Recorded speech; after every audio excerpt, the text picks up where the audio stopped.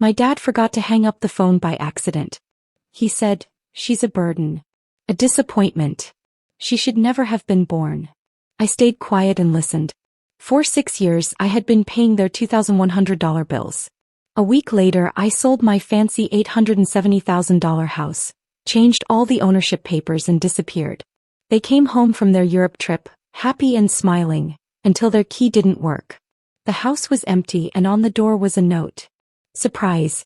This is what a burden can do." It all started because my dad didn't hang up the phone. I wasn't supposed to hear him.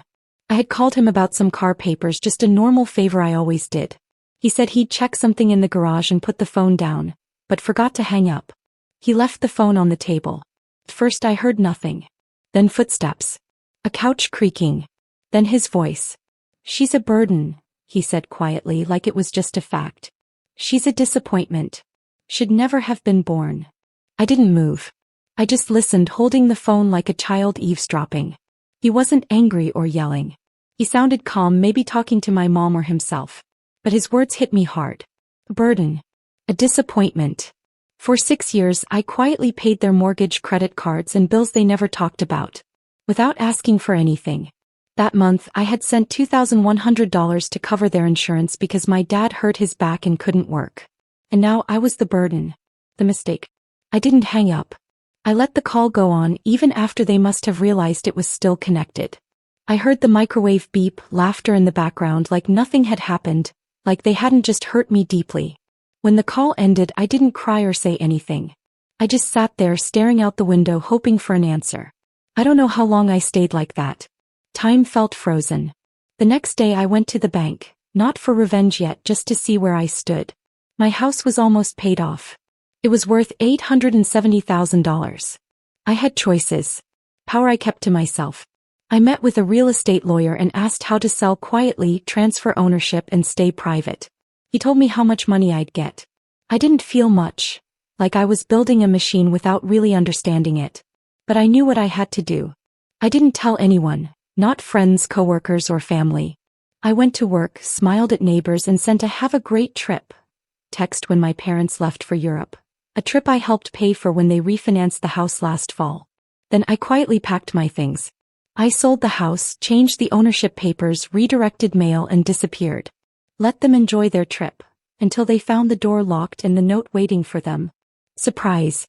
This is what a burden can do. I didn't always see myself as important. That came later. At first I was just the responsible one. The planner. The fixer. The daughter who paid attention, never missed a bill or deadline. Who made her own way, kept quiet, earned good money, and asked for nothing. At first they didn't ask me for much directly. It started small. "Your dad's back hurts again. Can you cover the water bill?" Or, "Your brother's tuition deadline is soon. We'll pay you back." But they never did. And soon they stopped pretending. When new windows cost $1,800 after a storm, I paid. When their car broke down on the road, I fixed it. When their property taxes were late and my mom cried, I sent money the same day. After that came the joint accounts. A family credit card, only for emergencies. My name added to their mortgage just for a little while to help with refinancing. Then my credit score started to drop. Quietly. Slowly. Like a bruise spreading under the skin. Once I asked about a strange charge from a luxury furniture store. My dad laughed. "We thought you wouldn't mind. You never spend on yourself anyway." My mom smiled and said it was for the house. "It's yours too, technically." Technically. When my uncle had surgery, they sent me the hospital bill. No one asked. They just knew I'd pay half. I did. When my sister's wedding needed a venue deposit, they called it a family gift from you. I didn't even get a phone call. Just saw a $6,700 charge on my bank app at 3 a.m. I stared at the number. Told myself it was fine. Because they'd do the same for me. But they never did. I moved twice in 3 years. No one helped. I got sick with bronchitis, asked my mom for soup. She said she was too tired from yoga. My birthday came. They sent a cupcake emoji. Hope it's a good one. No call. No visit. But when their birthdays came, I showed up. Flowers. Gifts. Dinner reservations. One year I forgot. My mom didn't speak to me for 3 weeks. I told myself it was okay. Some people show care differently. Maybe I wasn't giving enough. So I gave more. I worked harder. Made sure there was always money for them. I did the math one day. $2,100 every month. For 6 years. $151,200. But I never thought about it like that. Not until the call. She's a burden. Not forgotten. Not overlooked. A burden. A weight. Something that made their lives harder, just by being there. I heard my dad's coffee mug clink. The newspaper rustle. My mother's quiet sigh as she agreed. We should have sent her away when she turned 18. They were planning their trip to Europe. While I sat in a rented apartment I paid for in cash. Quietly moving my property deeds. I kept every email. Every payment slip. Every screenshot. The house I bought, my dream home, was empty now. Furniture donated. Accounts closed. My name gone from everything we once shared. Every last connection. Cut. But I didn't tell them yet. I wanted them to feel it. And that moment came faster than I thought. A week later, a text from my sister. You still covering mom's therapy this month, right? No hello. No small talk. Just the same expectation. I replied, of course. Then canceled the payment. Permanently. That weekend they posted photos from Paris. Dad smiling under the Eiffel Tower. Mom in a beret holding wine. Caption, still living the dream. I watched it twice. Saw the ring on her finger. The one I bought for their 35th anniversary. They never said thank you. Just wore it like it was always theirs. I logged out. Didn't look again. The final transfer was complete. The new owners had the keys to the house. I left nothing behind. Not a photo. Not a fork. Not a coat hanger. Just a sticky note on the door and a quiet surprise. I wasn't their bank anymore. I wasn't their fixer. I wasn't even their family. I was the storm they never saw coming. They got back from Europe on a Thursday. I knew the date. I had tracked their return like a weather report. Not with fear, but with quiet, steady preparation. Their last Instagram post was wine glasses clinking under Venetian chandeliers. Caption, family first. Always. I didn't flinch. The house was already gone. But they didn't know that yet. They landed. Sunburned. Smiling. Rolling matching suitcases through customs. Thinking everything was the same. That I was still waiting. Loyal. Quiet. Youthful. But I wasn't. They probably thought they'd come home, pull into the driveway, step out of the Uber and walk back into the life I had paid for the last 6 years. But the driveway was empty. No car. No lights. Their keys didn't fit. I could picture it perfectly. My dad frowning, twisting the lock like that would help. My mom trying her keys next. Both of them standing there, confused, waiting for answers.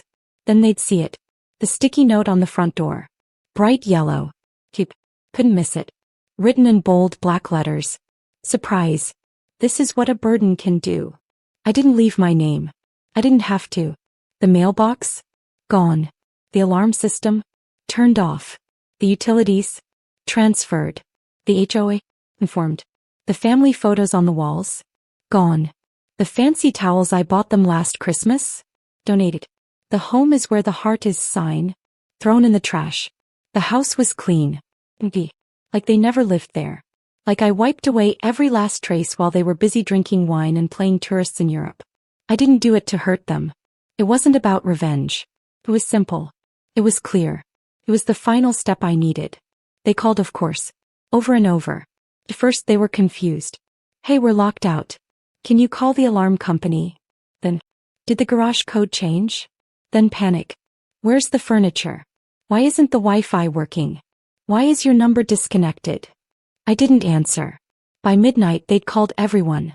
Siblings, cousins, neighbors. They thought maybe it was a mistake. A robbery. A prank. Then my mom called my work number, the one nobody uses, and left a voicemail. Her voice cracked. Please just tell us what's going on. We're at a hotel. The house, it's empty. The neighbor said a moving truck came last week. Was that you? Did something happen? Yes. Something happened. I heard you. I kept that voicemail. I listen to it sometimes. Not because it makes me happy but as a reminder. Even after everything, after calling me a burden, after draining my money, after pushing me out, they still expected help. That's when it all snapped. That's when I knew nothing would ever change. I was never their child to love. I was their safety net, their wallet, their backup plan.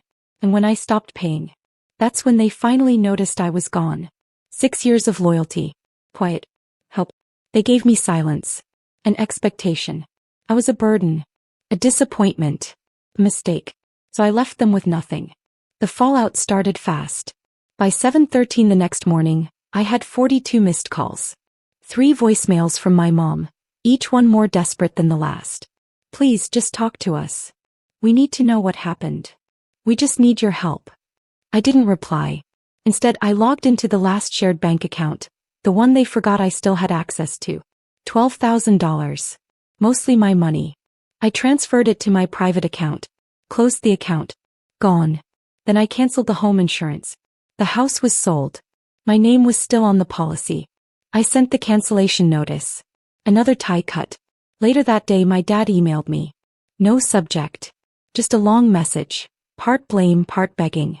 Said I misunderstood. Said I heard it wrong. That when he called me a burden he meant the situation, not me. Then he asked if I could help find a lawyer. Said the new owners changed the locks illegally.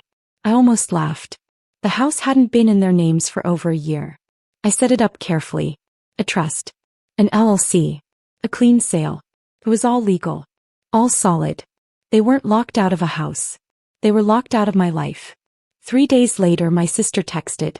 The same one who used to send me Venmo requests with, "You got it, right?" Like it was a joke. She wrote, "You're really doing this to mom and dad? After everything they've done." I read it twice. Everything they've done. The dinners I wasn't invited to. The holidays I paid for but spent alone. The therapy I paid for so my mom could cope with my existence. Everything. I didn't reply. Instead I filed the last papers. Estate documents. Removed them from every account, every emergency contact, every legal form. By Monday they were locked out of everything. No more shared accounts. No more fallback. They didn't just lose a house. They lost the crutch they leaned on. And maybe I let it happen too long. Maybe I thought I was helping. But really I was just delaying this moment. I called the storage unit too. The one I paid for, full of their stuff. I gave them 30 days notice. No warning. A formal eviction letter went out. They panicked. Called the company. Tried to stop it. They couldn't. I sold everything. The furniture. The sideboard. The coffee machine they joked was too fancy, but took anyway. It all sold fast. The money hit my account. No note. No message. Just peace. The group chat went quiet. No more jokes pretending to be love. No more manipulation wrapped in memes. Just silence. My mom's last post was an old photo of me as a child. Caption, "You always were so sensitive." It didn't sting. Proved everything. I wasn't sensitive. I was done. They tried, of course. 3 days later they came back with a locksmith. But by then the locks were changed. The mailbox gone. The ownership buried behind legal filings they couldn't untangle. The locksmith refused to open the door. Said the deed wasn't in their name. So they left. Quiet. Empty-handed. Just like they deserved. I watched it happen. Not from far away. Not on a screen. Just 2 blocks down, sitting in a car they didn't recognize. Engine off. Parked under an old elm tree. I watched my parents step out of the Uber like they owned the place.